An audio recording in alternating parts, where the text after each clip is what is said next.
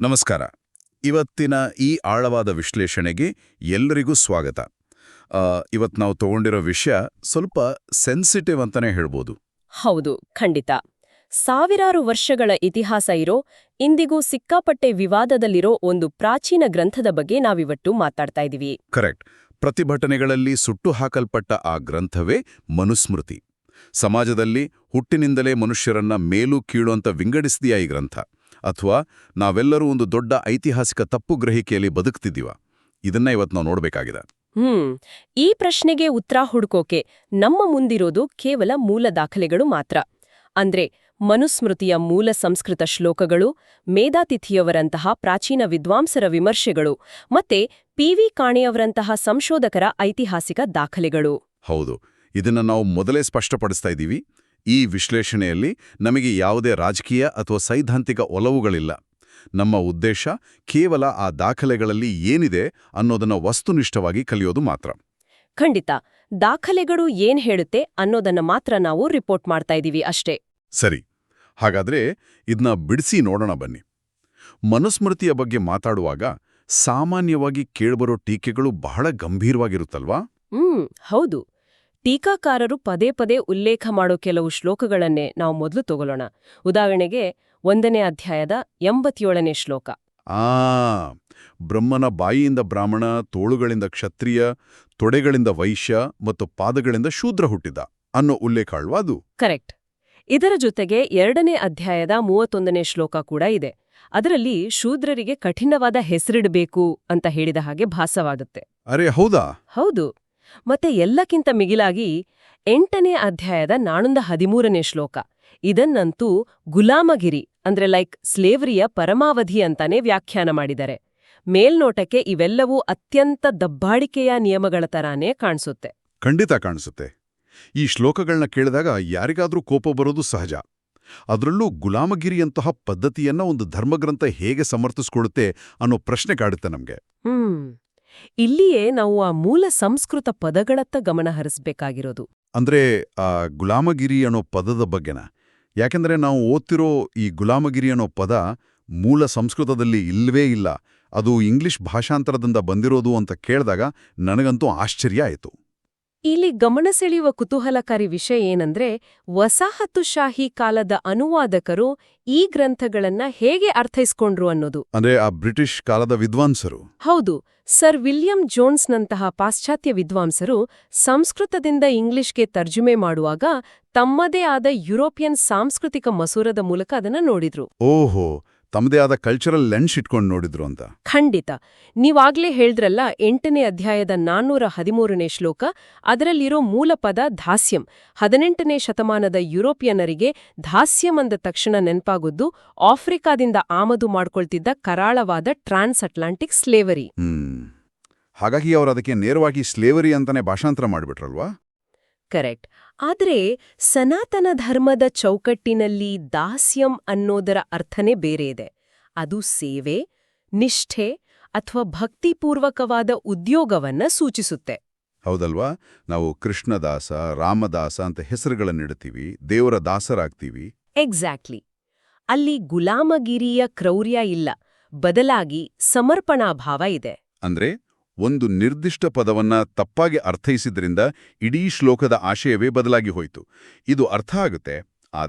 ಆದರೆ ಕೇವಲ ಅನುವಾದದ ಸಮಸ್ಯೆಯಿಂದ ಎಲ್ಲವನ್ನೂ ತಳ್ಳಿ ಹಾಕೋಕೆ ಆಗಲ್ಲ ಅನ್ಕೋತೀನಿ. ಹೌದು, ಅದೇ ನಾನು ಕೇಳ್ಬೇಕಿದ್ದು. ಮನುಸ್ಮೃತಿಯ 10:129ನೇ ಶ್ಲೋಕದಲ್ಲಿ ಶೂದ್ರರಿಗೆ ಆಸ್ತಿ ಮಾಡೋ ಹಕ್ಕಿಲ್ಲ ಅಂತ ಹೇಳಿದ್ದಾರಂತೆ. ಹಾಗೆಯೇ 4:80ನೇ ಶ್ಲೋಕದಲ್ಲಿ ಶಿಕ್ಷಣವನ್ನು ನಿರಾಕರಿಸಲಾಗಿದೆ ಅನ್ನೋ ವಾದ ಕೂಡ ಇದೆ. ಒಂದು ವರ್ಗಕ್ಕೆ ಆರ್ಥಿಕ ಸ್ವಾವಲಂಬನೆ ಮತ್ತು ಅಕ್ಷರ ಜ್ಞಾನವನ್ನೇ ನಿರಾಕರಿಸೋದು ಮೇಲ್ನೋಟಕ್ಕೆ ವ್ಯವಸ್ಥಿತ ತಾರತಮ್ಯ ತರಾನೇ ಕಾಣುತ್ತೆ ಅಲ್ವಾ? ಇದನ್ನ ಹೇಗೆ ಅರ್ಥ ಮಾಡ್ಕೊಳ್ಳೋದು?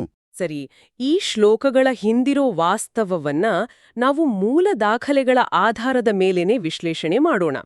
4.80ನೇ ಶ್ಲೋಕದಲ್ಲಿ ನಿರಾಕರಿಸಲ್ಪಟ್ಟಿರೋದು ಪ್ರಾಪಂಚಿಕ ಅಥವಾ ಲೌಕಿಕ ಜ್ಞಾನ ಅಲ್ಲವೇ ಅಲ್ಲ. ಓಹೋ, ಲೌಕಿಕ ಜ್ಞಾನ ಅಲ್ವಾ? ಮತ್ತೆ ಯಾವುದನ್ನ ನಿರಾಕರಿಸಿದ್ದಾರೆ? ಅಲ್ಲಿ ಹೇಳಿರೋದು ಕೇವಲ ವೇದ ಮಂತ್ರಗಳ ಪಠಣ ಮತ್ತು ಕೆಲವು ನಿರ್ದಿಷ್ಟ ಯಜ್ಞ ಯಾಗಾದಿಗಳ ಆಚರಣೆಯ ಬಗ್ಗೆ ಮಾತ್ರ. ವೃತ್ತಿ ಕೌಶಲ್ಯ, ಕಲೆ ವಿಜ್ಞಾನ ಅಥವಾ ಆಧ್ಯಾತ್ಮಿಕ ಜ್ಞಾನವನ್ನ ಅಲ್ಲಿ ಯಾರಿಗೂ ನಿರಾಕರಿಸಿಲ್ಲ. ಒಂದ್ ನಿಮಿಷ, ಅಂದ್ರೆ ಎಜುಕೇಷನ್ ಬ್ಯಾನ್ ಮಾಡಿಲ್ಲ ಅಂತಾನ? ಖಂಡಿತ ಇಲ್ಲ. ಭಾರತದ ಪ್ರಾಚೀನ ಇತಿಹಾಸವನ್ನ ಒಮ್ಮೆ ಗಮನಿಸಿದ್ರೆ ಈ ಸತ್ಯ ಬಹಳ ಸ್ಪಷ್ಟವಾಗಿ ಗೊತ್ತಾಗುತ್ತೆ. ಮಹಾಭಾರತವನ್ನ ರಚಿಸಿದ ವೇದವ್ಯಾಸರು ಒಬ್ಬ ಮೀನುಗಾರ್ತಿಯ ಮಗ. ಹೌದಲ್ಲ? ಹಾಗೆಯೇ ರಾಮಾಯಣವನ್ನ ಬರೆದ ವಾಲ್ಮೀಕಿ ಮಹರ್ಷಿಗಳು ಬೇಡರ ಕುಲದಲ್ಲಿ ಹುಟ್ಟಿದವರು. ಇವರಿಬ್ಬರು ಹುಟ್ಟಿನಿಂದ ಬ್ರಾಹ್ಮಣರಲ್ಲ. ಆದರೂ ಅವರನ್ನ ಜ್ಞಾನದ ಅಧಿದೇವತೆಗಳಂತೆ ಧರ್ಮದ ಸರ್ವೋಚ್ಚ ಸ್ಥಾನದಲ್ಲಿ ಇಂದಿಗೂ ಪೂಜೆ ಮಾಡ್ತೀವಿ ನಾವು. ನಿಜ. ವೇದವ್ಯಾಸರು ಮತ್ತು ವಾಲ್ಮೀಕಿಯವರ ಉದಾಹರಣೆ ನಿಜಕ್ಕೂ ಈ ಚರ್ಚೆಗೆ ಒಂದು ಹೊಸ ಆಯಾಮನೆ ಕೊಡುತ್ತೆ. ಹೌದು, ವೇದಗಳ ಜ್ಞಾನ ಎಲ್ಲರಿಗೂ ತಲುಪಲಿ ಅನ್ನೋ ಕಾರಣಕ್ಕೇನೆ ಮಹಾಭಾರತವನ್ನ ಪಂಚಮ ವೇದ ಅಂತ ಕರೆದಿದ್ದು. ಇನ್ನು ನೀವು ಕೇಳಿದ ಆಸ್ತಿಯ ವಿಚಾರಕ್ಕೆ ಬರೋದಾದ್ರೆ, ಆಸ್ತಿ ಮಾಡುವ ಹಕ್ಕಿಲ್ಲ ಅನ್ನೋದರ ಬಗ್ಗೆ ಅಲ್ವಾ? ಹೌದು. ಆ ಶ್ಲೋಕದ ಮೂಲ ಆಶಯ ಏನಂದ್ರೆ, ಶೂದ್ರರಿಗೆ ಆಸ್ತಿ ಸಂಪಾದಿಸುವ ಹಕ್ಕಿಲ್ಲ ಅನ್ನೋದಕ್ಕಿಂತ ಬ್ರಾಹ್ಮಣರಿಗೆ ಸಂಪತ್ತು ಶೇಖರಿಸುವ ಹಕ್ಕಿಲ್ಲ ಅನ್ನೋದು ಅಲ್ಲಿನ ಮುಖ್ಯ ಉದ್ದೇಶ. ಓಹೋ, ಇದು ಒಂಥರ ರಿವರ್ಸ್ ಆಗಿದೆ. ಇನ್ನು ಆ ಮುಖ, ತೋಳು, ತೊಡೆ ಮತ್ತು ಪಾದಗಳ ಉಲ್ಲೇಖದ ಬಗ್ಗೆ ಹೇಳೋದಾದ್ರೆ, ನನ್ನ ಪ್ರಕಾರ ಸಮಾಜವನ್ನು ಒಂದು ಜೀವಂತ ದೇಹ ಅಂತ ಪರಿಗಣಿಸಿದ್ರೆ ಒಂದು ಇಕೋಸಿಸ್ಟಮ್ ಥರ. ಕರೆಕ್ಟ್. ಒಂದು ಪರಿಸರ ವ್ಯವಸ್ಥೆಯ ತತ್ವದಂತೆ ಇದನ್ನ ನೋಡ್ಬೋದು ಅನ್ಸುತ್ತೆ. ವಿಭಿನ್ನ ಅಂಗಗಳು ವಿಭಿನ್ನ ಮತ್ತು ಅತ್ಯಗತ್ಯವಾದ ಕೆಲಸಗಳನ್ನ ಮಾಡ್ತವೆ ಅಲ್ವಾ? ಹೊಟ್ಟೆ ಮಾಡೋ ಕೆಲಸನ ಕಣ್ಣು ಮಾಡಕ್ಕಾಗಲ್ಲ, ಕಣ್ಣಿನ ಕೆಲಸನ ಕಾಲ್ ಮಾಡಕ್ಕಾಗಲ್ಲ. ಹೌದು, ಖಂಡಿತ. ಆದ್ರೆ ಇವೆಲ್ಲವೂ ಸೇರಿದಾಗ್ಲೇ ಅದೊಂದು ಸಂಪೂರ್ಣ ದೇಹ ಆಗೋದು. ಮತ್ತು ಪಾದಗಳು? ತೊಡೆಗಳು ಆರ್ಥಿಕತೆಯ ಭಾರವನ್ನ ಹೊರುವ ವೈಶ್ಯವರ್ಗವನ್ನ, ಮತ್ತೆ ಪಾದಗಳು ಸಮಾಜಕ್ಕೆ ಮೂಲಭೂತ ಶ್ರಮವನ್ನ ನೀಡುವ ಶೂದ್ರವರ್ಗವನ್ನ ಪ್ರತಿನಿಧಿಸುತ್ತವೆ. ಇದು ಪರಸ್ಪರ ಅವಲಂಬಿತವಾಗಿರೋ ಒಂದು ಸಮಗ್ರ ವ್ಯವಸ್ಥೆಯ ಮೆಟಫರ್, ಅಂದ್ರೆ ರೂಪಕ ಅಷ್ಟೇ. ಇದು ಕೇಯೋಕೆ ತಾರ್ಕಿಕವಾಗಿ ಸರಿ ಅನ್ಸುತ್ತೆ. ಆದ್ರೆ ಇಲ್ಲೊಂದು ದೊಡ್ಡ ಬಿಕ್ಕಟ್ಟಿದೆ ಗೊತ್ತಾ? ಏನೋ? ಈ ಶೂದ್ರ ಮತ್ತು ಬ್ರಾಹ್ಮಣ ಅನ್ನೋದು ಹುಟ್ಟಿನಿಂದ ಬರುತ್ತಾ ಅಥವಾ ಮನುಷ್ಯನ ಸ್ವಭಾವ ಗುಣಗಳಿಂದ ಬರುತ್ತಾ? ಯಾಕಂದ್ರೆ ಇಂದಿನ ವ್ಯವಸ್ಥೆಯಲ್ಲಿ ನಾವಿದನ್ನ ಸಂಪೂರ್ಣವಾಗಿ ಹುಟ್ಟಿನ ಆಧಾರದ ಮೇಲೇನೆ ನೋಡ್ತಾ ಇದೀವಲ್ವಾ? ಇದು ಬಹಳ ಮುಖ್ಯವಾದ ಪ್ರಶ್ನೆ. ಮನುಸ್ಮೃತಿಯ ಮೂಲ ಗ್ರಂಥ ಈ ಬಗ್ಗೆ ಏನ್ ಹೇಳುತ್ತೆ ಅಂದ್ರೆ, 2.15ನೇ ಶ್ಲೋಕವು ಈ ಗೊಂದಲವನ್ನು ಸಂಪೂರ್ಣವಾಗಿ ಬಗೆಹರಿಸುತ್ತೆ. ಏನ್ ಹೇಳುತ್ತೆ ಆ ಶ್ಲೋಕ? ಅಲ್ಲಿ ಸ್ಪಷ್ಟವಾಗಿ ಜನ್ಮನಾ ಜಾಯತೆ ಶೂದ್ರಃ ಸಂಸ್ಕಾರ ದ್ವಿಜ ಉಚ್ಯತೆ ಅಂತ ಹೇಳಿದ್ದಾರೆ. ಅಂದ್ರೆ ಈ ಭೂಮಿಯ ಮೇಲೆ ಹುಟ್ಟುವ ಪ್ರತಿಯೊಬ್ಬ ಮನುಷ್ಯನೂ, ಅವನು ಯಾವೇ ಕುಟುಂಬದಲ್ಲಿ ಹುಟ್ಟಿರ್ಲಿ, ಆತ ಜನ್ಮತಃ ಶೂದ್ರನೇ ಆಗಿರ್ತಾನೆ. ಒಂದ್ ನಿಮಿಷ, ಎಲ್ಲರೂ ಹುಟ್ಟುವಾಗ ಶೂದ್ರರಾಗ್ತಾರ? ಹೌದು. ಇಲ್ಲಿ ಶೂದ್ರ ಅಂದ್ರೆ ಒಂದು ಕೀಳು ಜಾತಿ ಅಂತಲ್ಲ, ಬದಲಾಗಿ ಅದು ಮನುಷ್ಯನ ಆರಂಭಿಕ ಹಂತ. ಯಾವುದೇ ತರಬೇತಿ ಅಥವಾ ಶಿಸ್ತು ಇಲ್ಲದ ಆತನ ಕಚ್ಚಾ ಸ್ವರೂಪ, ಅಂದ್ರೆ ರಾ ನೇಚರ್. ಓಹೋ, ಹಾಗಾದ್ರೆ ದ್ವಿಜ ಅನ್ನೋದು ಹೇಗ್ ಬಂತು? ಕಠಿಣವಾದ ಶಿಕ್ಷಣ, ತರಬೇತಿ ಮತ್ತು ಸಂಸ್ಕಾರಗಳ ಪ್ರಕ್ರಿಯೆಯ ಮೂಲಕ ಹಾದುಹೋದ ನಂತರವೇ ಆತ ದ್ವಿಜ ಆಗ್ತಾನೆ, ಅಂದ್ರೆ ಎರಡನೇ ಜನ್ಮ ಪಡೆದವನಾಗ್ತಾನೆ. ಅರ್ಥ ಆಯ್ತು. ಅಂದ್ರೆ ಅವನ ಭೌತಿಕ ಜನ್ಮ ತಾಯಿಯ ಗರ್ಭದಿಂದಾದ್ರೆ ಅವನ ಬೌದ್ಧಿಕ ಜನ್ಮ ಶಿಕ್ಷಣದಿಂದ ಆಗುತ್ತೆ ಅಂತ. ಅರೆ, ಇಲ್ಲಿಯೇ ಇದು ನಿಜಕ್ಕೂ ಕುತೂಹಲಕಾರಿಯಾಗೋದು ನೋಡಿ. ಇದನ್ನ ಕೇಳ್ತಾ ಇದ್ರೆ ಬ್ರಾಹ್ಮಣತ್ವ ಅನ್ನೋದು ತಂದೆಯಿಂದ ಮಗನಿಗೆ ಬಳುವಳಿಯಾಗಿ ಬರೋ ಪಿತ್ರಾರ್ಜಿತ ಆಸ್ತಿನೇ ಅಲ್ಲ. ಖಂಡಿತ ಅಲ್ಲ. ಬದಲಾಗಿ ಅದೊಂದು ಕಷ್ಟಪಟ್ಟು ಅಧ್ಯಯನ ಮಾಡಿ ಪರೀಕ್ಷೆಗಳನ್ನ ಪಾಸ್ ಮಾಡಿ ಪಡಿಬೇಕಾದ ಯೂನಿವರ್ಸಿಟಿ ಡಿಗ್ರಿ ತರ ಇದೆ ಅಲ್ವಾ? ಹುಟ್ಟಿನಿಂದ ಯಾರೂ ಮೆಡಿಕಲ್ ಡಿಗ್ರಿ ಸಿಗಲ್ವಲ್ಲ. ಹೌದು, ಎಕ್ಸಾಕ್ಟ್ಲಿ. ಹಾಗೆಯೇ ಹುಟ್ಟಿನಿಂದ ಯಾರೂ ಬ್ರಾಹ್ಮಣರಾಗೋಕ್ ಸಾಧ್ಯ ಇಲ್ಲ ಅನ್ನೋದು ಇದರ ಅರ್ಥ ಇರ್ಬೋದು. ಮತ್ತೆ ಒಮ್ಮೆ ಆ ಡಿಗ್ರಿ ಪಡ್ಕೊಂಡ್ರೂ ನಿಯಮ ಮೀರಿದ್ರೆ ಅದನ್ನ ಕಸಿದ್ಕೊಳ್ಳೋ ಅವಕಾಶವೂ ಇರ್ಬೇಕಲ್ವಾ? ನೀವು ಹೇಳಿದ ಯೂನಿವರ್ಸಿಟಿ ಡಿಗ್ರಿಯ ಉದಾಹರಣೆ ಇದನ್ನ ಅದ್ಭುತವಾಗಿ ಕಟ್ಕೊಡುತ್ತೆ. ಕಟ್ಟುನಿಟ್ಟಿನ ನಿಯಮಗಳನ್ನ ಮೀರಿದ್ರೆ ಆ ಡಿಗ್ರಿಯನ್ನ ರದ್ದುಗೊಳಿಸೋ ವ್ಯವಸ್ಥೆಯೂ ಇತ್ತು. ಹೌದಾ? ಅದಕ್ಕೂ ಶ್ಲೋಕ ಇದೆಯಾ? ಹೌದು. ಮನುಸ್ಮೃತಿಯ 2.168ನೇ ಶ್ಲೋಕದಲ್ಲಿ ಇದರ ಉಲ್ಲೇಖ ಇದೆ. ಒಬ್ಬ ಬ್ರಾಹ್ಮಣನಾಗಿ ಹುಟ್ಟಿದ್ರು ಅಥವಾ ಆ ಹಂತಕ್ಕೆ ಏರಿದ್ರು, ಆತನಲ್ಲಿ ಗುಣ, ಜ್ಞಾನ ಮತ್ತು ಕಠಿಣವಾದ ಶಿಸ್ತು ಇಲ್ಲದಿದ್ರೆ ಆತ ತಕ್ಷಣವೇ ಆ ಸ್ಥಾನವನ್ನು ಕಳ್ಕೊಂಡು ಶೂದ್ರನಾಗ್ತಾನೆ ಅಂತ ಎಚ್ಚರಿಕೆ ಕೊಟ್ಟಿದ್ದಾರೆ. ಓಹ್, ಸ್ಥಾನ ಕಳ್ಕೊಳ್ತಾರೆ ಅಂತ. ಹೌದು. ಪ್ರಾಚೀನ ಕಾಲದಲ್ಲಿ ಬ್ರಾಹ್ಮಣನಾಗೋದು ಅಂದ್ರೆ ಸವಲತ್ತುಗಳನ್ನ ಅನುಭವಿಸೋದಲ್ಲ, ಬದಲಾಗಿ ಅತ್ಯಂತ ಕಠಿಣವಾದ ಜೀವನವನ್ನ ಅಪ್ಕೊಳ್ಳೋದು ಅಂತ ಅರ್ಥ ಇತ್ತು. ಕಠಿಣವಾದ ಜೀವನ ಅಂದ್ರೆ ಹೇಗಿತ್ತು? ಯಾಕೆಂದ್ರೆ ಇವತ್ತು ಸಮಾಜದಲ್ಲಿ ಮೇಲ್ವರ್ಗ ಅಂದ್ರೆ ಅವರಿಗೆ ಐಷಾರಾಮಿ ಜೀವನ, ಅಧಿಕಾರ ಎಲ್ಲವೂ ಇರುತ್ತೆ ಅಂತ ಅನ್ಕೋತೀವಿ. ಮೂಲ ಗ್ರಂಥದಲ್ಲಿ ಬ್ರಾಹ್ಮಣನ ಜೀವನ ಶೈಲಿಗೆ ಏನೆಲ್ಲ ನಿರ್ಬಂಧಗಳಿತ್ತು? ಮನುಸ್ಮೃತಿಯ 4.11ನೇ ಶ್ಲೋಕದ ಪ್ರಕಾರ ಬ್ರಾಹ್ಮಣನಾದವನಿಗೆ ತನ್ನ ಸ್ವಾರ್ಥಕ್ಕಾಗಿ ಆಸ್ತಿ ಅಥವಾ ಸಂಪತ್ತನ್ನ ಶೇಖರಿಸಿಡೋ ಹಕ್ಕೇ ಇರ್ಲಿಲ್ಲ. ಸಂಪತ್ತು ಶೇಖರಿಸೋ ಹಾಗಿರ್ಲಿಲ್ವಾ? ಇಲ್ಲ, ನಾಳಿನ ಬಗ್ಗೆ ಯೋಚನೆ ಮಾಡದೆ ಕೇವಲ ಇಂದಿನ ಹಸಿವಿಗೆ ಎಷ್ಟು ಬೇಕೋ ಅಷ್ಟನ್ನ ಮಾತ್ರ ಆತ ಪಡಿಬೇಕಿತ್ತು.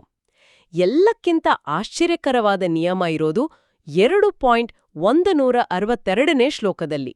ಏನದು? ಒಬ್ಬ ಬ್ರಾಹ್ಮಣನು ಪ್ರಶಂಸೆಯನ್ನ ಅಂದ್ರೆ ಸಮಾಜದ ಹೊಗಳಿಕೆಯನ್ನ ವಿಷದ ತರ ಭಾವಿಸ್ಬೇಕು, ಮತ್ತೆ ಯಾರಾದ್ರೂ ಅಪಮಾನ ಮಾಡಿದ್ರೆ ಅದನ್ನ ಅಮೃತದ ತರ ಸ್ವೀಕರಿಸ್ಬೇಕು ಅಂತ ಹೇಳಲಾಗಿದೆ. ವಾವ್! ಹೊಗಳಿಕೆ ವಿಷ, ಅಪಮಾನ ಅಮೃತ. ಹೌದು. ಇದರ ಹಿಂದಿನ ಮನೋವೈಜ್ಞಾನಿಕ ತತ್ವ ಏನಂದ್ರೆ, ಸಮಾಜದಲ್ಲಿ ಯಾರಿಗ ಬೌದ್ಧಿಕ ನಾಯಕತ್ವ ಮತ್ತು ಗೌರವ ಸಿಗುತ್ತೋ ಅವರು ಆರ್ಥಿಕವಾಗಿ ಅತ್ಯಂತ ಬಡವರಾಗಿರ್ಬೇಕು ಮತ್ತು ಅಹಂಕಾರದಿಂದ ಮುಕ್ತರಾಗಿರ್ಬೇಕು ಅನ್ನೋದು. ಅಂದ್ರೆ ಜ್ಞಾನ ಇದ್ದವನ ಬಳಿ ಹಣ ಇರಬಾರ್ದು, ಹಣ ಇದ್ದವನ ಬಳಿ ಅಧಿಕಾರ ಇರಬಾರ್ದು. ಇದೊಂದು ರೀತಿಯಲ್ಲಿ ಭ್ರಷ್ಟಾಚಾರವನ್ನ ಬೇರಿನಲ್ಲೇ ಚೂಟಿ ಹಾಕೋ ಅದ್ಭುತವಾದ ಚೆಕ್ಸ್ ಅಂಡ್ ಬ್ಯಾಲೆನ್ಸಸ್ ವ್ಯವಸ್ಥೆ ತರ ಕಾಣ್ತಾ ಇದೆ. ಕರೆಕ್ಟ್. ಆ ಬ್ಯಾಲೆನ್ಸ್ ಮಾಡೋ ಪ್ರಯತ್ನ ಅದು. ಆದ್ರೆ ಇಲ್ಲೊಂದು ಪ್ರಶ್ನೆ ಹೇಳುತ್ತೆ, ಈ ಗುಣಗಳು ಅಥವಾ ಸ್ವಭಾವಗಳು ಒಬ್ಬ ಮನುಷ್ಯನಲ್ಲಿ ಹೇಗ್ ಬರುತ್ತೆ? ವರ್ಣ ವ್ಯವಸ್ಥೆ ಹಿಂದಿರೋ ಈ ಮಾನಸಿಕ ವಿಂಗಡಣೆಗೆ ವೈಜ್ಞಾನಿಕ ಅಥವಾ ಆಧ್ಯಾತ್ಮಿಕ ಅಣಿಪಾಯ ಏನಾದ್ರೂ ಇದೆಯಾ? ಕೇವಲ ಡಿಎನ್ಎಯಿಂದ ಇದು ನಿರ್ಧಾರ ಆಗಲ್ಲ ಅಂದ್ರೆ ಮತ್ತೆ ಯಾವುದರಿಂದ ನಿರ್ಧಾರ ಆಗುತ್ತೆ? ಇದನ್ನ ನಾವು ಸ್ವಲ್ಪ ವಿಶಾಲ ದೃಷ್ಟಿಕೋನದಲ್ಲಿ ನೋಡಿದ್ರೆ ಈ ವ್ಯವಸ್ಥೆ ರಕ್ತ ಅಥವಾ ವಂಶವಾಹಿಗಳ ಆಧಾರಿತ ಅಲ್ಲವೇ ಅಲ್ಲ. ಇದು ಮನುಷ್ಯನ ಮನೋವಿಜ್ಞಾನವನ್ನ, ಆತನ ಆಂತರಿಕ ಪ್ರವೃತ್ತಿಗಳನ್ನ ಆಧರಿಸಿದೆ ಅಂತ. ಅಂದ್ರೆ ಸೈಕಾಲಜಿ ಬೇಸ್ಡ್ ಅಂತನಾ? ಹೌದು. ಭಗವದ್ಗೀತೆಯ 4.15ನೇ ಶ್ಲೋಕದಲ್ಲಿ ಕೃಷ್ಣನೇ ಹೇಳ್ತಾನೆ, ಚಾತುರ್ವರ್ಣ್ಯಂ ಮಯಾ ಸೃಷ್ಟಂ ಗುಣಕರ್ಮ ವಿಭಾಗಶಃ ಅಂತ. ಅಂದ್ರೆ ಸಮಾಜದ ಈ 4 ವಿಭಾಗಗಳು ಮನುಷ್ಯನ ಗುಣ ಮತ್ತು ಆತ ಮಾಡುವ ಕರ್ಮದ ಆಧಾರದ ಮೇಲೆ ಸೃಷ್ಟಿಯಾಗಿದೆ ಅಂತ. ಗುಣ ಮತ್ತು ಕರ್ಮ. ಎಕ್ಸಾಕ್ಟ್ಲಿ. ಮನುಸ್ಮೃತಿಯ 12ನೇ ಅಧ್ಯಾಯದಲ್ಲಿ ಈ ಗುಣಗಳನ್ನ ಸತ್ವ, ರಜಸ್ ಮತ್ತು ತಮಸ್ ಅಂತ 3 ವಿಧವಾಗಿ ವಿಂಗಡಿಸಿದ್ದಾರೆ. ಇದನ್ನೇ ತ್ರಿಗುಣಗಳು ಅನ್ನೋದು. ಓಹೋ, ಸತ್ವ, ರಜಸ್, ತಮಸ್ಸು. ಹೌದು. ಪ್ರತಿಯೊಬ್ಬ ಮನುಷ್ಯನಲ್ಲೂ ಈ 3 ಗುಣಗಳು ಇದ್ದೇ ಇರುತ್ತೆ. ಆದರೆ ಯಾವ ಗುಣ ಮೇಲುಗೈ ಸಾಧಿಸುತ್ತೆ ಅನ್ನೋದು ಆತನ ವರ್ಣವನ್ನ ನಿರ್ಧರಿಸುತ್ತೆ. ತ್ರಿಗುಣಗಳ ಬಗ್ಗೆ ಹೇಳಿದ್ರಿ, ಆದರೆ ವಾಸ್ತವದಲ್ಲಿ ಇದು ಹೇಗೆ ಕಾರ್ಯನಿರ್ವಹಿಸುತ್ತೆ? ಉದಾಹರಣೆಗೆ, ಒಬ್ಬ ವ್ಯಕ್ತಿಯಲ್ಲಿ ಸತ್ವಗುಣ ಇದೆ ಅಥವಾ ತಮೋಗುಣ ಇದೆ ಅನ್ನೋದನ್ನ ಹೇಗೆ ಗುರುತಿಸೋದು? ಪ್ರಾಯೋಗಿಕವಾದಿ ಹೇಳ್ಬೇಕಂದ್ರೆ ಸತ್ವಗುಣ ಅಂದ್ರೆ ಜ್ಞಾನ, ಶಾಂತಿ, ತಾಳ್ಮೆ ಮತ್ತು ನಿಸ್ವಾರ್ಥತೆಯನ್ನ ಪ್ರತಿನಿಧಿಸುತ್ತೆ. ಈ ಗುಣ ಪ್ರಧಾನವಾಗಿರೋ ವ್ಯಕ್ತಿ ಬೌದ್ಧಿಕ ಚಿಂತನೆಗಳಲ್ಲಿ ತೊಡಗಿಸಿಕೊಳ್ತಾನೆ. ಆತನಿಗೆ ಸಂಪತ್ತಿನ ಆಸೆ ಇರೋದಿಲ್ಲ. ಇವನೇ ಬ್ರಾಹ್ಮಣ. ಓಹೋ, ಸತ್ವಗುಣ ಬ್ರಾಹ್ಮಣ. ಮತ್ತೆ ರಜಸ್ಸು? ಇನ್ನು ರಜಸ್ ಗುಣ. ಇದು ಕ್ರಿಯಾಶೀಲತೆ, ಧೈರ್ಯ, ಮಹತ್ವಾಕಾಂಕ್ಷೆ ಮತ್ತೆ ಕೆಲವೊಮ್ಮೆ ಕೋಪವನ್ನ ಸೂಚಿಸುತ್ತೆ. ಸತ್ವ ಮತ್ತು ರಜಸ್ ಎರಡೂ ಸಮಾನವಾಗಿರೋ ವ್ಯಕ್ತಿ ಸಮಾಜವನ್ನ ರಕ್ಷಿಸುವ ಕ್ಷತ್ರಿಯನಾಗ್ತಾನೆ. ಹಾಗಾದ್ರೆ ವೈಶ್ಯ ಮತ್ತು ಶೂದ್ರರಿಗೆ ಯಾವ ಗುಣ ಇರುತ್ತೆ? ತಮಸ್ ಗುಣಗಳಿರೋ ವ್ಯಕ್ತಿ ಆರ್ಥಿಕ ವ್ಯವಹಾರಗಳಲ್ಲಿ ಆಸಕ್ತಿ ಹೊಂದಿರೋ ವೈಶ್ಯನಾಗ್ತಾನೆ. ಕೊನೆಯದಾಗಿ ತಮೋಗುಣ. ಇದು ಅಜ್ಞಾನ, ಸೋಮಾರಿತನ, ವಿವೇಚನೆಯ ಕೊರತೆ ಮತ್ತು ಕೇವಲ ಭೌತಿಕ ಸುಖಗಳ ಕಡೆಗಿನ ಆಕರ್ಷಣೆಯನ್ನ ಪ್ರತಿನಿಧಿಸುತ್ತೆ. ಅಂದ್ರೆ ಕೇವಲ ಭೌತಿಕ ಸುಖದ ಕಡೆಗೆ ಮಾತ್ರ ಗಮನ ಇರುತ್ತೆ ಅಂತ? ಹೌದು. ಕೇವಲ ತಮೋಗುಣ ಪ್ರಧಾನವಾಗಿರೋ ವ್ಯಕ್ತಿ ಸ್ವಂತವಾಗಿ ದೊಡ್ಡ ನಿರ್ಧಾರಗಳನ್ನ ತಗೊಳ್ಳೋಕೆ ಅಸಮರ್ಥನಾಗಿರ್ತಾನೆ. ಆತ ಬೇರೆಯವರ ಮಾರ್ಗದರ್ಶನದಲ್ಲಿ ದೈಹಿಕ ಶ್ರಮದ ಕೆಲಸ ಮಾಡೋದು ಅವನಿಗೂ ಸುರಕ್ಷಿತ, ಸಮಾಜಕ್ಕೂ ಒಳಿತು. ಇವನೇ ಶೂದ್ರ. ಇದು ಕೇಳೋಕೆ ಅರ್ಥಪೂರ್ಣವಾಗಿದೆ. ಒಬ್ಬ ವಿವೇಚನೆ ಇಲ್ಲದ ತಮೋಗುಣ ಪ್ರಧಾನವಾಗಿರೋ ವ್ಯಕ್ತಿಗೆ ಸೈನ್ಯದ ನಾಯಕತ್ವವನ್ನೋ ಅಥವಾ ದೇಶದ ಆರ್ಥಿಕತೆಯನ್ನೋ ಒಪ್ಪಿಸಿದ್ರೆ ಇಡೀ ವ್ಯವಸ್ಥೆನೇ ಕುಸಿದ್ಬಿಡುತ್ತಲ್ವಾ? ಖಂಡಿತ ಕುಸಿದ್ಬಿಡುತ್ತೆ. ಹಾಗಾಗಿ ಅವರವರ ಮಾನಸಿಕ ಸಾಮರ್ಥ್ಯಕ್ಕೆ ತಕ್ಕಂತೆ ಜವಾಬ್ದಾರಿಗಳನ್ನು ಹಂಚೋದು ಲಾಜಿಕಲ್ ಅಂತ ಅನ್ಸುತ್ತೆ. ಆದರೆ ಒಬ್ಬ ವ್ಯಕ್ತಿ ಹುಟ್ಟಿನಿಂದಲೇ ಈ ತಮೋಗುಣವನ್ನ ಹೊಂದಿರೋಕೆ ಹೇಗೆ ಸಾಧ್ಯ? ಇದರ ಹಿಂದಿನ ಲಾಜಿಕ್ ನನಗೆ ಇನ್ನೂ ಕ್ಲಿಯರ್ ಆಗ್ತಿಲ್ಲ. ಇಲ್ಲಿಯೇ ಭಾರತೀಯ ತತ್ವಶಾಸ್ತ್ರದ ಕರ್ಮ ಸಿದ್ಧಾಂತ ಬರೋದು. ಒಬ್ಬ ವ್ಯಕ್ತಿ ನಿರ್ದಿಷ್ಟ ಗುಣದೊಂದಿಗೆ ಜನಿಸ್ತಾನೆ ಅಂದ್ರೆ ಅದು ಆತನ ಹಿಂದಿನ ಜನ್ಮಗಳ ಕರ್ಮಗಳ ಫಲಿತಾಂಶ. ಓ, ಪಾಸ್ಟ್ ಲೈಫ್ ಕರ್ಮ ಅಂತ. ಹೌದು. ಅಂದ್ರೆ ಹಿಂದಿನ ಜನ್ಮಗಳಲ್ಲಿ ಆತ ಮಾಡಿದ ಕರ್ಮಗಳು ಆತನ ಮನಸ್ಸಿನ ಮೇಲೆ ಮುದ್ರೆ ಒತ್ತಿರುತ್ತೆ. ಈ ಜನ್ಮದಲ್ಲಿ ಆತ ಒಂದು ನಿರ್ದಿಷ್ಟ ವರ್ಣದಲ್ಲಿ ಹುಟ್ತಾನೆ ಅಂದ್ರೆ ಅದು ಶಿಕ್ಷೆ ಅಲ್ಲ, ಬದಲಾಗಿ ಆತನ ಆತ್ಮದ ವಿಕಾಸಕ್ಕೆ ಬೇಕಾದ ವಾತಾವರಣ. ಆತ್ಮದ ವಿಕಾಸಕ್ಕೆ. ಹೌದು, ತಮೋಗುಣವೆಂಬ ಅಜ್ಞಾನವನ್ನ ಕಳ್ಕೊಳ್ಳೋಕೆ ಈ ಜನ್ಮದಲ್ಲಿ ನಿರಂತರವಾದ ದೈಹಿಕ ಶ್ರಮ ಮತ್ತು ಸೇವೆಯ ಮೂಲಕ ತನ್ನ ಅಹಂಕಾರವನ್ನ ಕರಗಿಸಿಕೊಳ್ಳೋ ಅವಕಾಶವನ್ನ ಇದು ಕೊಡುತ್ತೆ. ಅರೆ, ನೀವು ಹೇಳಿದ ಈ ಪರಿಕಲ್ಪನೆಯನ್ನ ನಾವು ಹೀಗೆ ಅರ್ಥೈಸ್ಕೊಳ್ಬೋದಾ? ಕಾಯಿಲೆ ಬಂದಿರೋ ರೋಗಿಯೊಬ್ಬ ಕಹಿ ಔಷಧಿಯನ್ನ ಕುಡಿದು ಗುಣಮುಖನಾಗುವ ಹಾಗೆ ಎಕ್ಸಾಕ್ಟ್ಲಿ ಅದೇ ಉದಾಹರಣೆ. ತಮೋಗುಣವೆಂಬ ಮಾನಸಿಕ ಕಾಯಿಲೆಯನ್ನ ಶ್ರಮ ಮತ್ತು ಸೇವೆ ಎಂಬ ಕಹಿ ಔಷಧಿಯಿಂದ ವಾಸಿ ಮಾಡಿಕೊಂಡು ಆತ್ಮದ ಮುಂದಿನ ಹಂತಕ್ಕೆ ಏರುವ ಒಂದು ಆಧ್ಯಾತ್ಮಿಕ ಪ್ರಕ್ರಿಯೆ ಇದು ಅಂತ ಹೇಳ್ಬೋದಾ? ಖಂಡಿತ. ಕರ್ಮ ಸಿದ್ಧಾಂತದ ಮೂಲ ಉದ್ದೇಶವೇ ಆತ್ಮವನ್ನ ಶುದ್ಧೀಕರಿಸೋದು ಮತ್ತು ಸತ್ವಗುಣದ ಕಡೆಗೆ ಕೊಂಡೊಯ್ಯೋದು. ಸರಿ, ಇದೆಲ್ಲವೂ ಸೈದ್ಧಾಂತಿಕವಾಗಿ ಕೇಳೋಕೆ ಬಹಳ ಅದ್ಭುತವಾಗಿದೆ. ಇದೊಂದು ಪರ್ಫೆಕ್ಟ್ ಸಮಾಜ ವಿಜ್ಞಾನದ ತರನೇ ಕಾಣ್ತಾ ಇದೆ. ಆದರೆ ನಾನಿಲ್ಲೊಂದು ಕಠಿಣವಾದ ಪ್ರಶ್ನೆಯನ್ನ ಕೇಳಲೇಬೇಕು. ಸಿದ್ಧಾಂತ ಇಷ್ಟೊಂದು ಶ್ರೇಷ್ಠವಾಗಿದ್ರೂ ವಾಸ್ತವದಲ್ಲಿ ಸಾವಿರಾರು ವರ್ಷಗಳಿಂದ ನಮ್ಮ ಸಮಾಜದಲ್ಲಿ ಕ್ರೂರವಾದ ಜಾತಿ ತಾರತಮ್ಯ ನಡೆದಿದೆ ಅಲ್ವಾ? ಹೌದು, ನಡೆದಿದೆ. ಕೆಳಜಾತಿಯವರ ಮೇಲೆ ದೌರ್ಜನ್ಯಗಳಾಗಿವೆ. ಟೀಕಾಕಾರರು ಈ ಗ್ರಂಥವನ್ನ ವಿರೋಧಿಸುವಾಗ ಅವರಲ್ಲಿರೋ ಆಕ್ರೋಶ ನ್ಯಾಯಸಮ್ಮತ ಅಲ್ವಾ? ಈ ಸುಂದರವಾದ ಗುಣಕರ್ಮ ವ್ಯವಸ್ಥೆ ಇಷ್ಟು ಕೆಟ್ಟದಾಗಿ ಕ್ರೂರವಾಗಿ ಬದಲಾಗಿದ್ದಾದರೂ ಹೇಗೆ? ನೋಡಿ, ನೀವ್ ಎತ್ತಿರೋ ಈ ಪ್ರಶ್ನೆ ಬಹಳ ಮುಖ್ಯವಾದದ್ದು ಮತ್ತು ಈ ಐತಿಹಾಸಿಕ ಸತ್ಯವನ್ನ ನಾವು ಮುಚ್ಚಿಡಬಾರದು. ಸಿದ್ಧಾಂತ ಎಷ್ಟೇ ಶ್ರೇಷ್ಠವಾಗಿದ್ರೂ ವಾಸ್ತವದಲ್ಲಿ ಮನುಷ್ಯನ ಅಧಿಕಾರದ ಲಾಲಸೆ ಮತ್ತು ಸ್ವಾರ್ಥದ ಮುಂದೆ ಅದು ವಿರೂಪಗೊಳ್ತು. ಅಧಿಕಾರದ ಲಾಲಸೆ ಅಂದ್ರೆ ತಮ್ಮ ಅಧಿಕಾರವನ್ನ ಉಳಿಸ್ಕೊಳ್ಳೋಕೆ ಪ್ರಯತ್ನ ಪಟ್ರು ಅಂತನಾ? ಹೌದು. ಐತಿಹಾಸಿಕ ಸಂಶೋಧಕರ ಪ್ರಕಾರ ಕಾಲಾನಂತರದಲ್ಲಿ ತಮಗೆ ಸಿಕ್ಕಿದ್ದ ಬೌದ್ಧಿಕ ನಾಯಕತ್ವ ಮತ್ತು ಗೌರವವನ್ನ, ಸವಲತ್ತುಗಳನ್ನ ತಮ್ಮ ಮುಂದಿನ ಪೀಳಿಗೆಗೆ ಮಾತ್ರ ಮೀಸಲಿಡುವ ದುರಾಸೆಯಿಂದ ಈ ಗುಣಾಧಾರಿತ ವ್ಯವಸ್ಥೆಯನ್ನ ಹುಟ್ಟಿನ ಆಧಾರಿತ ವ್ಯವಸ್ಥೆಯಾಗಿ ಬಲವಂತವಾಗಿ ಬದಲಾಯಿಸಿದ್ರು. ಓಹೋ. ಅಂದ್ರೆ ಜ್ಞಾನ ಮತ್ತು ಗುಣ ಇಲ್ಲದಿದ್ರೂ ಬ್ರಾಹ್ಮಣನ ಮಗ ಬ್ರಾಹ್ಮಣನೇ, ಶೂದ್ರನ ಮಗ ಶೂದ್ರನೇ ಅನ್ನೋ ನಿಯಮವನ್ನ ಸಮಾಜದಲ್ಲಿ ಹೇರಲಾಯಿತು. ಅಂದ್ರೆ ಮೂಲ ಗ್ರಂಥಗಳಲ್ಲಿ ಹೇಳಿದ್ದನ್ನ ಗಾಳಿಗೆ ತೂರಿ ಕೇವಲ ತಮ್ಮ ಲಾಭಕ್ಕಾಗಿ ನಿಯಮಗಳನ್ನ ತಿರುಚಿದ್ರಾ? ಹಾಗಾದರೆ ಇವತ್ತು ನಾವು ಓದ್ತಿರೋ ಮನುಸ್ಮೃತಿಯಲ್ಲಿರೋ ಆ ತಾರತಮ್ಯದ ಶ್ಲೋಕಗಳು ಎಲ್ಲಿಂದ ಬಂತು? ಕೇವಲ ನಿಯಮಗಳನ್ನ ತಿರ್ಚಿದ್ದು ಮಾತ್ರ ಅಲ್ಲ, ಗ್ರಂಥಗಳನ್ನೇ ತಿದ್ದಲಾಯಿತು ಅನ್ನೋದನ್ನ ಸಂಶೋಧಕರು ಸಾಬೀತುಪಡಿಸಿದ್ದಾರೆ. ಇದನ್ನ ಇಂಟರ್ಪೋಲೇಷನ್ಸ್ ಅಥವಾ ಪ್ರಕ್ಷಿಪ್ತ ಶ್ಲೋಕಗಳು ಅಂತಾರೆ. ಪ್ರಕ್ಷಿಪ್ತ ಶ್ಲೋಕಗಳು? ಹೌದು. ಭಾರತದ ಖ್ಯಾತ ಸಂಶೋಧಕ ಮತ್ತು ಭಾರತರತ್ನ ಪುರಸ್ಕೃತ ಪಿ.ವಿ. ಕಾಣೆಯವರ ಹಿಸ್ಟ್ರಿ ಆಫ್ ಧರ್ಮಶಾಸ್ತ್ರ ಅನ್ನೋ ಬೃಹತ್ ಸಂಪುಟಗಳಲ್ಲಿ ಇದನ್ನ ವಿವರವಾಗಿ ದಾಖಲಿಸಿದ್ದಾರೆ. ಅವರ ಸಂಶೋಧನೆ ಏನ್ ಹೇಳುತ್ತೆ? ಅವರ ಸಂಶೋಧನೆಯ ಪ್ರಕಾರ ಮೂಲ ಮನುಸ್ಮೃತಿಯಲ್ಲಿ ಇದ್ದಿದ್ದು ಕೇವಲ 630ರಿಂದ 1200 ಶ್ಲೋಕಗಳು ಮಾತ್ರ. ಆದ್ರೆ ಇವತ್ತು ನಮ್ಗೆ ಮಾರುಕಟ್ಟೆಯಲ್ಲಿ ಸಿಗುವ ಪುಸ್ತಕದಲ್ಲಿ 2685 ಶ್ಲೋಕಗಳಿವೆ. ಒಂದ್ ನಿಮಿಷ, ನಿಜವಾಗ್ಲೂ ಎಷ್ಟೊಂದು ಶ್ಲೋಕಗಳು ಸೇರ್ಪಡೆಯಾಗಿವೆಯಲ್ಲ? ಹೌದು. ಅಂದ್ರೆ ಕಾಲಕಾಲಕ್ಕೆ ತಮ್ಮ ಪಟ್ಟಭದ್ರ ಹಿತಾಸಕ್ತಿಗಳನ್ನ ಕಾಪಾಡ್ಕೊಳ್ಳೋಕೆ ಯಾರು ಅಧಿಕಾರದಲ್ಲಿ ಇದ್ರೋ ಅವರು ಹೊಸ ಶ್ಲೋಕಗಳನ್ನ ಸೇರಿಸ್ತಾ ಹೋದ್ರು. ಛಂದಸ್ಸು, ವ್ಯಾಕರಣ ಮತ್ತು ಆಂತರಿಕ ವಿರೋಧಾಭಾಸಗಳನ್ನ ಅಧ್ಯಯನ ಮಾಡಿದಾಗ ಈ ಪ್ರಕ್ಷಿಪ್ತ ಶ್ಲೋಕಗಳು ಸುಲಭವಾಗಿ ಸಿಕ್ಕಿಬೀಳ್ತವೆ. ಇದೊಂಥರ ಇಂದಿನ ವಿಕಿಪೀಡಿಯಾ ಪುಟವನ್ನ ನೆನಪಿಸ್ತಾ ಇದೆ ಗೊತ್ತಾ? ಆನ್ಲೈನ್ನಲ್ಲಿರೋ ವಿಕಿಪೀಡಿಯಾ ಪೇಜನ್ನ ಯಾರು ಬೇಕಾದರೂ ಎಡಿಟ್ ಮಾಡಬಹುದು ಅಲ್ವಾ? ಹೌದು, ಸರಿಯಾದ ಹೋಲಿಕೆ ಇದು. ಶತಮಾನಗಳ ಕಾಲ ಈ ಗ್ರಂಥಗಳನ್ನ ಯಾರು ಬೇಕಾದರೂ ತಮ್ಮ ಸ್ವಾರ್ಥಕ್ಕಾಗಿ ಎಡಿಟ್ ಮಾಡ್ತಾ ಹೋದ್ರು. ಆ ಐತಿಹಾಸಿಕ ತಜ್ಞರು ಬಂದು ಆ ಎಡಿಟ್ ಹಿಸ್ಟ್ರಿಯನ್ನ ಪರಿಶೀಲಿಸಿ ಲಾಕ್ ಮಾಡೋವರೆಗೂ ಈ ಪ್ರಕ್ರಿಯೆ ನಡೆದೇ ಇತ್ತು ಅಂತ ಹೇಳ್ಬೋದು. ಖಂಡಿತ ನಡೆದಿತ್ತು. ಈ ಜಾತಿ ವ್ಯವಸ್ಥೆಯನ್ನ ಮತ್ತಷ್ಟು ಗಟ್ಟಿಗೊಳಿಸುವಲ್ಲಿ ಪಾತ್ರವಹಿಸ್ತು ಅಂತ ನಾನು ಕೇಳಿದ್ದೆ. ಬ್ರಿಟಿಷರು ಇದರಲ್ಲಿ ಹೇಗೆ ಭಾಗಿಯಾದರು?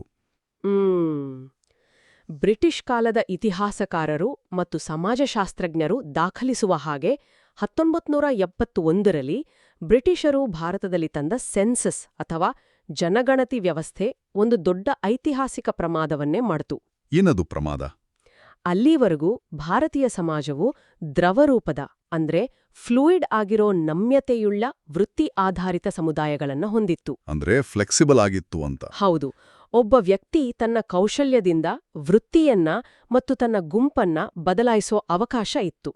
ಆದರೆ ಬ್ರಿಟಿಷ್ ಆಡಳಿತಾಧಿಕಾರಿಗಳಿಗೆ ಈ ಸಂಕೀರ್ಣತೆ ಅರ್ಥನೇ ಆಗ್ಲಿಲ್ಲ. ಓಹೋ, ಅವ್ರಿಗೆ ಅರ್ಥ ಆಗ್ಲಿಲ್ಲ ಅಂತ. ಹೌದು. ಅವರಿಗೆ ತೆರಿಗೆ ವಸೂಲಿ ಮಾಡೋಕೆ ಮತ್ತೆ ಆಡಳಿತ ನಡೆಸೋಕೆ ಸ್ಪಷ್ಟವಾದ ವಿಭಾಗಗಳು ಬೇಕಿತ್ತು. ಹಾಗಾಗಿ ಜನಗಣತಿ ಮಾಡುವಾಗ ಜನರನ್ನ ನಿರ್ದಿಷ್ಟ ಬದಲಾಯಿಸಲಾಗದ ಜಾತಿಗಳ ಪೆಟ್ಟಿಗೆಗಳಲ್ಲಿ ಬಂಧಿಸಿ ಮುದ್ರೆ ಒತ್ತುಬಿಟ್ರು.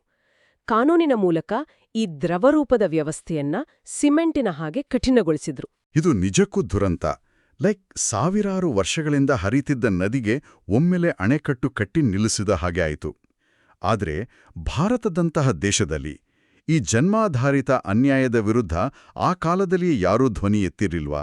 ಸಮಾಜ ಸುಧಾರಕರು ಏನ್ಮಾಡ್ತಾ ಇದ್ರು? ಖಂಡಿತ ಧ್ವನಿ ಎತ್ತಿದ್ದಾರೆ. ಭಾರತೀಯ ಪರಂಪರೆಯಲ್ಲಿಯೇ ಈ ಅನ್ಯಾಯದ ವಿರುದ್ಧ ನಿರಂತರವಾದ ಪ್ರತಿಭಟನೆಗಳು ನಡೆದಿವೆ. ಭಕ್ತಿ ಚಳುವಳಿಯು ಹುಟ್ಕೊಂಡಿದ್ದೇ ಈ ಜನ್ಮಾಧಾರಿತ ಜಾತಿ ವ್ಯವಸ್ಥೆಯನ್ನ ಬೇರು ಸಹಿತ ಕಿತ್ತು ಹಾಕೋಕೆ. ಭಕ್ತಿ ಚಳುವಳಿ ಅಂದ್ರೆ 11ನೆಯ ಶತಮಾನದಲ್ಲಿ ರಾಮಾನುಜಾಚಾರ್ಯರು, ನಂತರ ಬಂದ ಆಳ್ವಾರರು, ಬಸವಣ್ಣನವರ ಶರಣ ಚಳುವಳಿ ಮತ್ತೆ ಹರಿದಾಸರು ತಂದ ಕ್ರಾಂತಿಯನ್ನ ನಾವು ಮರೆಯುವಂತಿಲ್ಲ. ಹೌದು, ಅವರ ಪಾತ್ರ ಬಹಳ ದೊಡ್ಡದು. ದೇವರ ದೃಷ್ಟಿಯಲ್ಲಿ ಎಲ್ಲರೂ ಸಮಾನರು, ಜನ್ಮದಿಂದ ಯಾರೂ ಮೇಲಲ್ಲ ಕೀಳಲ್ಲ ಅನ್ನೋದನ್ನ ಅವರು ತಮ್ಮ ವಚನಗಳ, ದಾಸರ ಪದಗಳ ಮೂಲಕ ಸಮಾಜಕ್ಕೆ ಸಾರಿದ್ರು. ಆಂತರಿಕ ಶುದ್ಧಿಯೇ ನಿಜವಾದ ಬ್ರಾಹ್ಮಣತ್ವ ಅಂತ ಪ್ರತಿಪಾದನೆ ಮಾಡಿದ್ರು. ಭಕ್ತಿ ಚಳುವಳಿಯ ದಾಸರು ಎಲ್ರೂ ಸಮಾನರು ಅಂತ ಅಂದ್ರು. ಆದ್ರೆ ಮೂಲ ಗ್ರಂಥಗಳಲ್ಲಿಯೇ ಪಾದದಿಂದ ಹುಟ್ಟಿದವರು ಕೀಳು ಅನ್ನೋ ಭಾವನೆ ಇದ್ರೆ ಸಮಾನತೆ ಹೇಗೆ ಸಾಧ್ಯ? ಆ ಪಾದಗಳ ಹಿಂದಿನ ಅಸಲಿ ಮರ್ಮವೇನು? ಇದು ಒಂದು ಪ್ರಮುಖ ಪ್ರಶ್ನೆಯನ್ನ ಹುಟ್ಟುಹಾಕುತ್ತೆ ನೋಡಿ.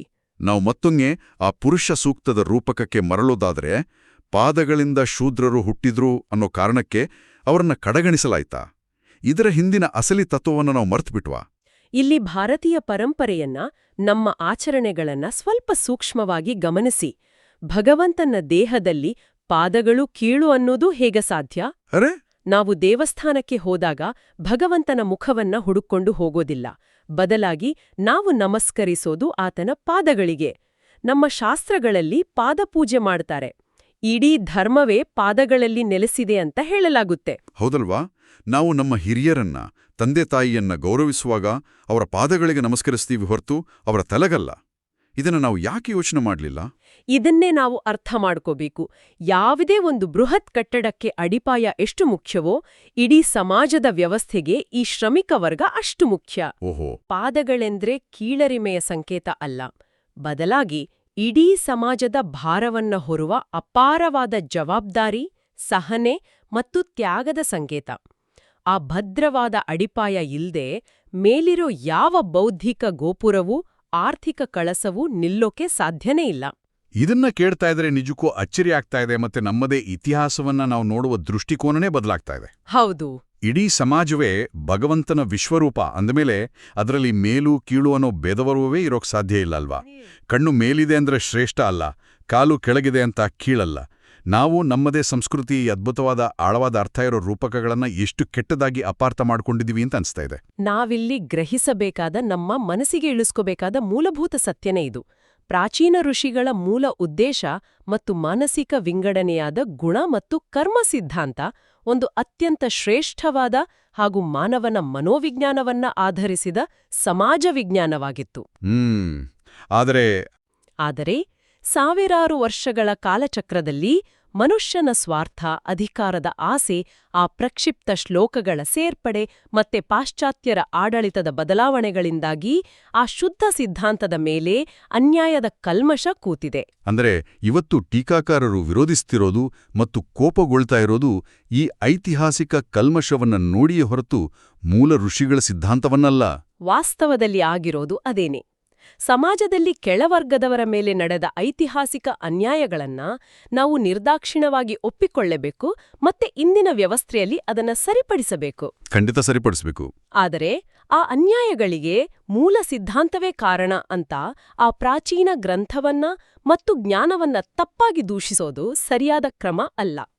ಮೂಲ ಗ್ರಂಥಕ್ಕೂ ಸಮಾಜದಲ್ಲಿ ಆಚರಣೆಗೆ ಬಂದ ವಿಕೃತ ರೂಪಕ್ಕೂ ಅಜಗಜಾಂತರ ವ್ಯತ್ಯಾಸ ಇದೆ. ಸರಿ, ಇದೆಲ್ಲದರ ಒಟ್ಟಾರೆ ಅರ್ಥ, ಈ ಸುದೀರ್ಘವಾದ ಐತಿಹಾಸಿಕ ವಿಶ್ಲೇಷಣೆಯಿಂದ ನಾವಿಂದು ಕಲಿಬೇಕಾದ ಪಾಠ ಏನು? ಇದು ನಿಜಕ್ಕೂ ನಮ್ಮನ್ನ ಆಳವಾದ ಯೋಚನೆಗೆ ಹಚ್ಚುತ್ತೆ. ಖಂಡಿತ. ಇಂದಿನ ನಮ್ಮ ಅತ್ಯಾಧುನಿಕ ಕಾರ್ಪೊರೇಟ್ ಜಗತ್ತನ್ನೇ ಒಂದು ಕ್ಷಣ ಗಮನಿಸಿ.